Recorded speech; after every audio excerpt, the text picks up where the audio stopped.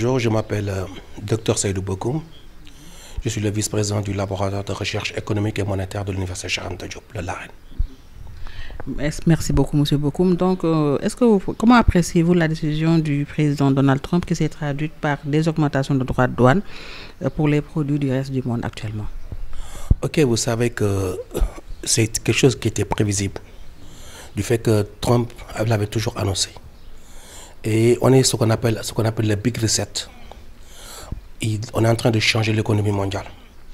Et Trump veut vraiment changer la politique américaine.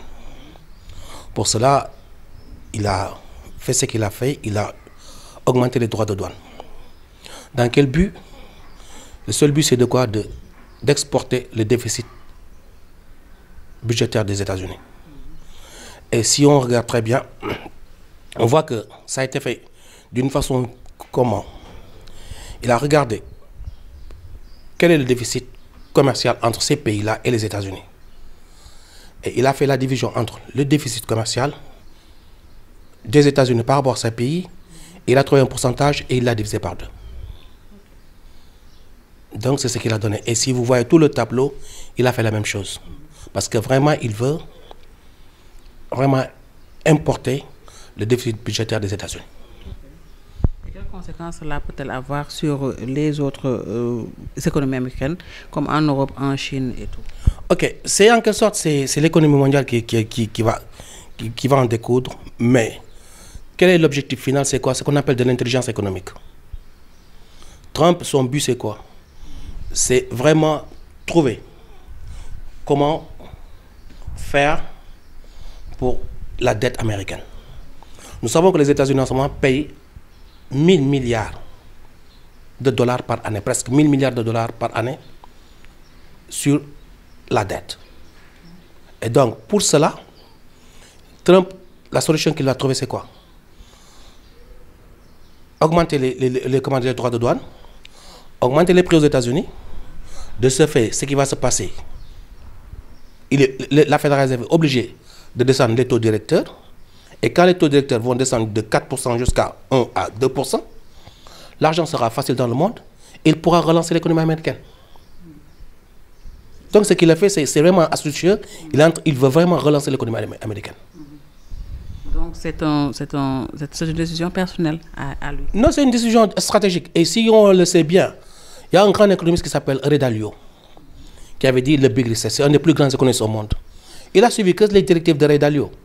Si les Américains veulent rester, s'ils veulent rester leur puissance qu'ils sont en matière de première puissance mondiale, ils sont obligés de le faire. Pourquoi? Parce qu'il y a une dédollarisation en ce moment dans le monde. Le dollar n'est plus la première réserve mondiale. Puisque si on voit le dernier rapport de Bloomberg, elle est à 49% des transactions mondiales. Maintenant, Trump, il est obligé, s'il veut vraiment garder les États-Unis comme elle est, et il est obligé de trouver une solution à ça. C'est pour ça, tout ça, c'est ce qu'on appelle de l'intelligence économique. Donc, docteur, des pays comme la Chine ou le Canada, ils ont répondu par la réciprocité. Est-ce que cela peut-il continuer? Mais c'est de bonne guerre. Tu sais pourquoi? Parce que les États-Unis étaient l'empire du monde. Maintenant, les États-Unis deviennent une nation. Pourquoi? Puisque les États-Unis prenaient le dollar comme véhicule et tous les pays du monde avaient des réserves en dollars. Maintenant, puisque les gens ne veulent plus de réserves en dollars, les États-Unis sont obligés de se refermer sur elles. Elles deviennent une nation. Mais quand elles deviennent une nation, les États-Unis vont protéger que leurs intérêts. Et donc, la Chine de même a toujours protégé ses intérêts, comme le Canada. Maintenant, c'est à nous, Sénégal, de protéger nos intérêts. Je pense que c'est le moment le plus propice au monde en ce moment pour les pays africains maintenant de défendre leurs intérêts. Des pays comme le Sénégal, comme vous le dites, comment pâtissent-elles ces mesures de Trump par rapport à cette décision? Comment alléger les conséquences? Bon, vous savez, il n'y a pas de consensus au Sénégal sur ça. Deux, la Côte d'Ivoire, ouais. Parce qu'il y a 20% de taxes qui a été pour les Ivoiriens à cause du cacao. Et c'est normal, c'est le déficit budgétaire entre la Côte d'Ivoire et les États-Unis que Trump veut régler. Mais le Sénégal, on n'est pas taxé. Parce que les gens ne le savent pas. Nous, en Afrique occidentale, nous commerçons que pour 10% avec les États-Unis. Notre commerce intérieur, c'est seulement 10% avec les États-Unis. Or, nous utilisons 40% de dollars dans nos transactions. Ce qui est énorme. Donc, il faut vraiment, je pense que c'est une aubaine pour nous de se sortir de la situation que nous vivons en ce moment. Pour moi, c'est ce que Trump a fait, c'est bien pour nous. Maintenant, c'est à nous maintenant de prendre les dispositions qu'il faut et vraiment sortir de ça. Et les marchés et les places boursières ont mal accueilli les différentes mesures de cette guerre économique mondiale.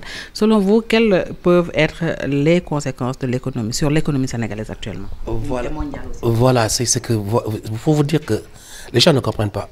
Les places boursières, ces marchés-là, ce sont des marchés spéculatifs. Ils n'ont rien à voir avec l'économie mondiale. Et beaucoup de gens ne le comprennent pas. Vous savez, la bourse a perdu 2500 milliards. Ce lundi, le 2. 2500 milliards. En février, ils avaient perdu 1300 milliards.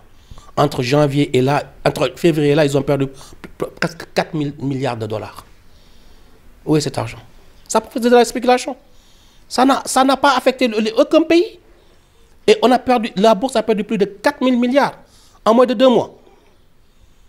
Ce qui veut dire que ce n'est pas de l'argent, c'est de la spéculation. Et les gens ne comprennent pas que la bourse n'a pas d'effet sur les économies. Parce que ce sont les marchés secondaires. Et ce sont des marchés spéculatifs. Il n'y a que de la spéculation. Donc pourquoi ces informations ne sont pas bien relayées au niveau mondial? Mais parce que c'est comme ça que ça marche. Pour que tout le monde puisse comprendre. Mais c'est comme ça que ça marche. Une chose n'a pas besoin d'être vraie tant que les gens y croient. C'est la devise. Une chose n'a pas besoin d'être vraie tant que les gens y croient. HK Média, le pari d'une information juste et utile, totalement indépendant, absolument véridique.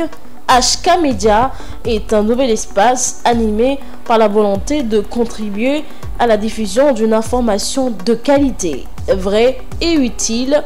Le Sénégal est notre site de déploiement, l'Afrique, notre priorité, le monde, notre horizon.